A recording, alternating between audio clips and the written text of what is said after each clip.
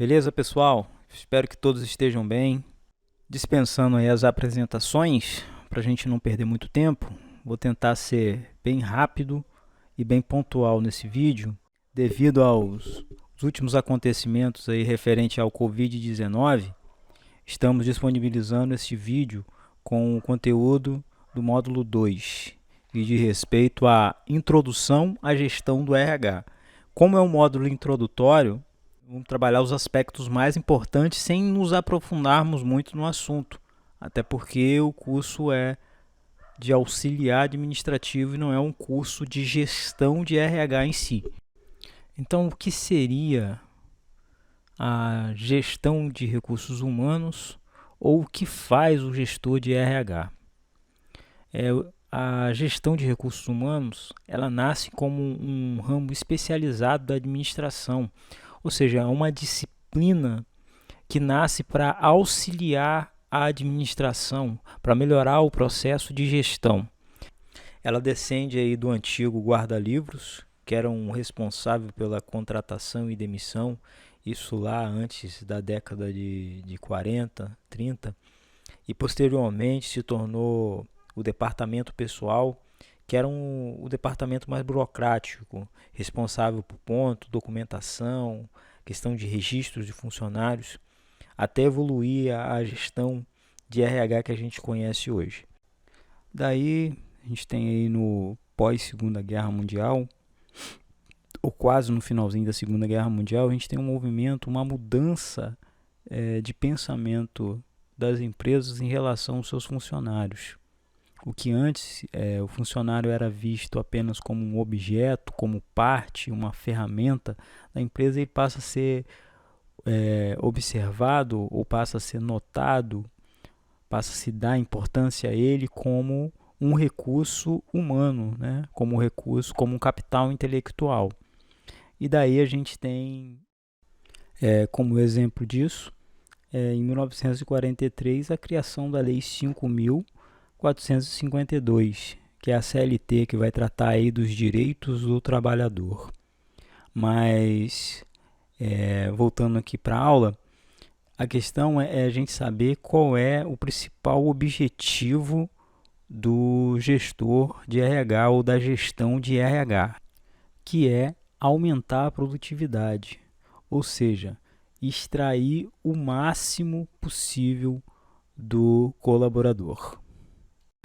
Suas funções básicas são recrutamento, seleção, treinamento, desenvolvimento, manutenção, controle e avaliação de pessoas.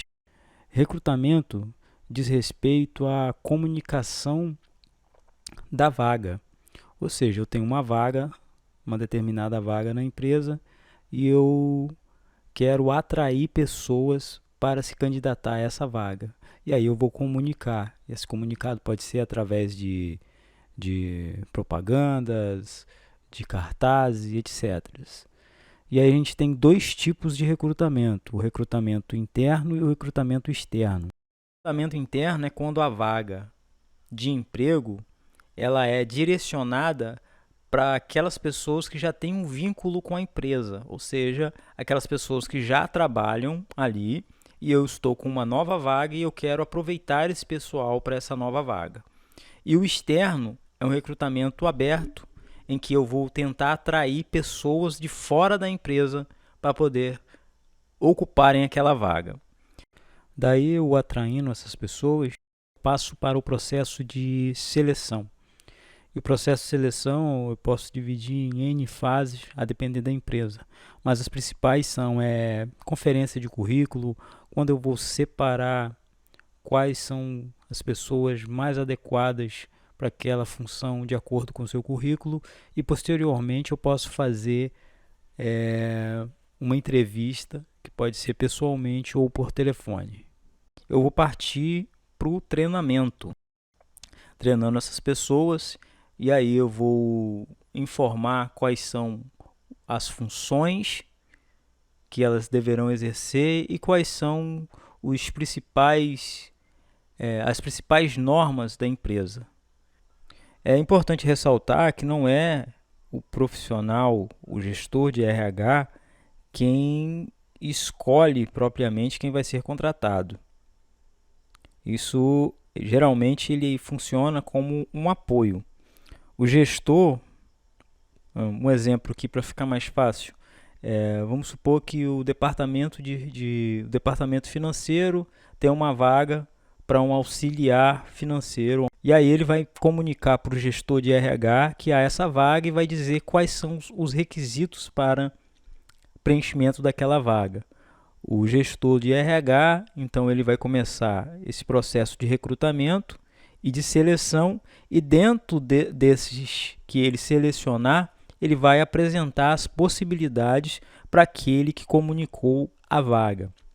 Ou seja, o gestor responsável pelo departamento financeiro. E a partir daí é ele que vai ter a decisão final de quem vai ser contratado, de quem vai preencher aquela vaga. O gestor de RH ele tem como função apoio e suporte para os demais departamentos.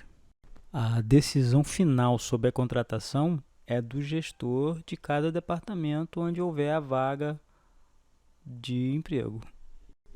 Relação de emprego e relação de trabalho. Parece que são sinônimos perfeitos, mas na verdade não. Para se ter uma relação de emprego, eu preciso ter todos esses 5 requisitos que estão aparecendo aí no slide. E eles são cumulativos, que são pessoa física, pessoalidade, habitualidade, subordinação e onerosidade. Para ter uma relação de emprego, ou seja, de empregado-empregador, eu preciso que seja uma pessoa física. Então, não pode ser uma pessoa jurídica, tem que ser uma pessoa física.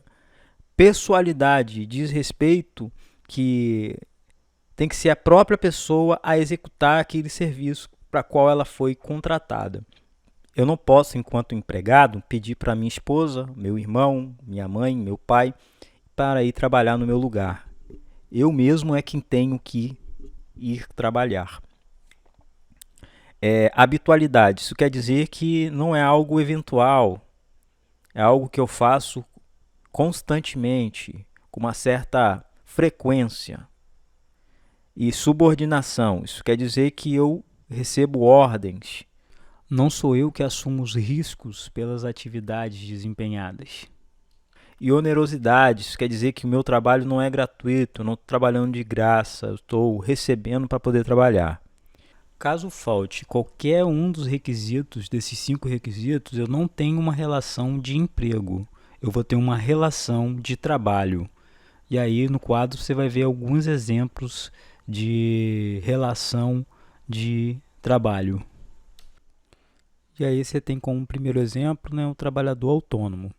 Então, o trabalhador autônomo ele já descarta aí o quarto requisito aí para ser a relação de emprego, né? Já que o trabalhador autônomo é ele que responde diretamente pelos riscos da atividade dele. E aí você tem também o trabalhador eventual. Esse trabalhador eventual é aquele famoso bico. Então, se é eventual, não é habitual. É algo que vai ser, eventualmente, eu vou chamar aquela pessoa para prestar um serviço para mim. E aí pode ser um pedreiro, um encanador, um eletricista, pintou um serviço na empresa, algo que não é fixo, eu vou e chamo essa pessoa. E aí eu tenho também aí o meu último exemplo, a empresa prestadora de serviço. Então, para ser uma empresa, não pode ser uma pessoa física, tem que ser uma pessoa jurídica, né? E se é pessoa jurídica, já tira lá, já perde o primeiro requisito lá. Então, não é uma relação de emprego. Beleza? Tipos de contrato de trabalho. Então, a gente vai ver aqui apenas os 2 mais importantes. Isso aí não quer dizer que não existam outros tipos de contratos de trabalho, tá? Mas aqui para o nosso curso, os que são relevantes são esses 2 aí. O de tempo determinado. O de tempo determinado é quando o empregado e o empregador já sabem quanto tempo vai durar o contrato de trabalho, não podendo, entretanto, ultrapassar o limite de 2 anos. Além disso, tem que ser especificado o motivo da contratação. Então, um contrato por tempo determinado, ele não pode ultrapassar 2 anos e eu tenho que justificar o motivo da contratação. Entendeu? Então, vamos supor, eu tenho um trabalho a ser feito na empresa, mas isso é algo transitório, é algo que vai durar apenas um período, e aí eu crio a vaga, contrato a pessoa e justifico por que contratei, e ela vai trabalhar só durante aquele período ali. E aí eu tenho o contrato por tempo indeterminado. Esse não tem tempo determinado para terminar a relação, né, de emprego. Geralmente há um período de experiência que o empregador pode ou não abrir mão. É o contrato mais comum nas empresas. Se você achar que está corrido, não precisa chorar. Basta fazer perguntas aí embaixo aí que eu vou estar à disposição para responder, beleza? Tipo de rescisão de contrato de trabalho. O primeiro deles é o pedido de demissão. Isso é quando o empregado resolve, de livre e espontânea vontade, abandonar o serviço, ou quando ele encontra um emprego melhor, e ele vai comunicar ao empregador o seu desejo de se desligar da empresa. Ele pode fazer isso a qualquer momento, desde que respeite o aviso prévio. Ele tem que comunicar num período de 30 dias o seu desejo de desligamento da empresa. E aí ele tem que cumprir esses 30 dias de aviso prévio. Caso ele não queira cumprir, queira sair imediatamente, o empregador pode descontar isso das verbas rescisórias. O outro tipo de rescisão é a demissão sem justa causa. E aí a rescisão sem justa causa pode ser dada a qualquer momento também. O empregador ele não tem que justificar de forma alguma o motivo do desligamento do seu funcionário. Ele apenas tem que comunicar no período previsto em lei, que são os 30 dias mais 3 dias a cada ano completo de trabalho. Ou seja, se um empregado trabalha há 3 anos, ele tem que ser avisado ou indenizado no aviso. Ele tem um aviso, tem direito a um aviso prévio de 39 dias. 3 dias para cada ano completo.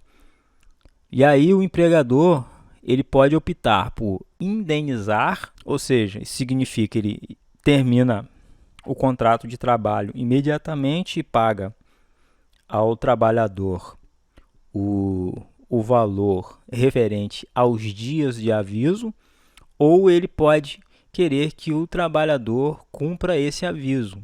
E aí, além disso, ele vai ter direito ao saldo de salário, 13º proporcional, férias, 1/3 constitucional, férias mais 1/3 constitucional, vai ter direito a saque do FGTS completo, também vai ter direito ao seguro-desemprego e 40% na multa rescisória. Esses 40% é em cima do FGTS.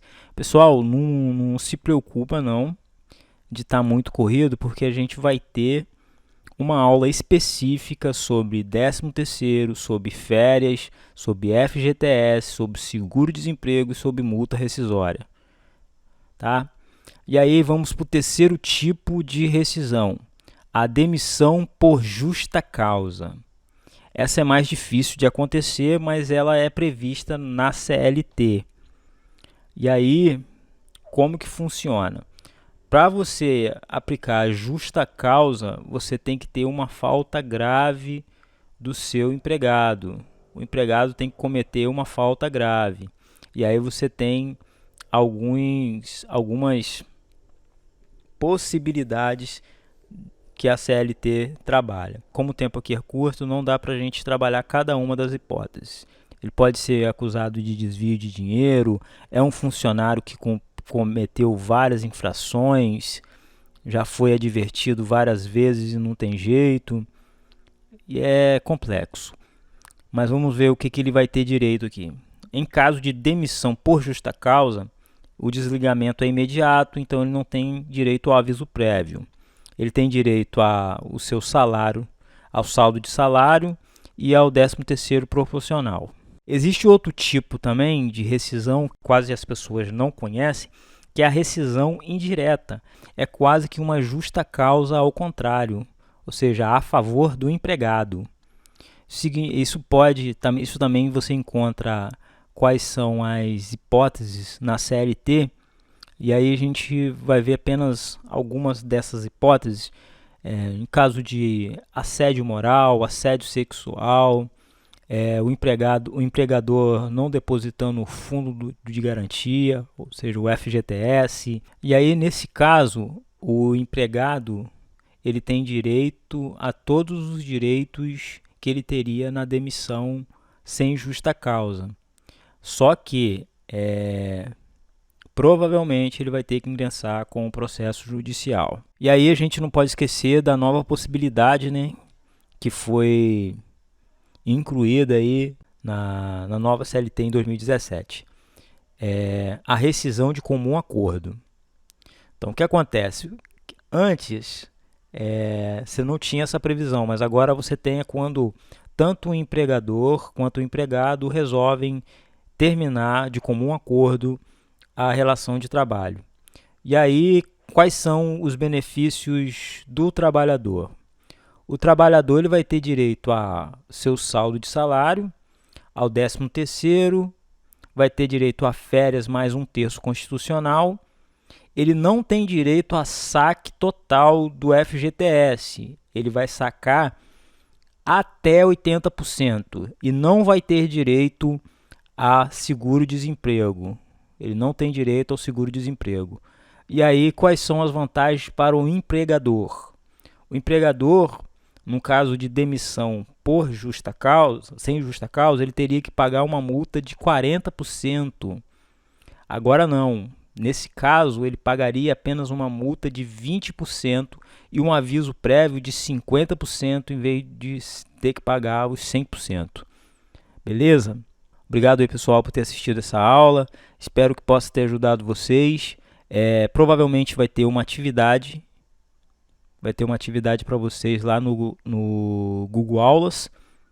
E daqui a pouco eu explico melhor vocês aí no grupo. Obrigado, boa noite, boa tarde, bom dia. Não sei que horas que você vai estar assistindo essa aula. E até a próxima, se Deus quiser.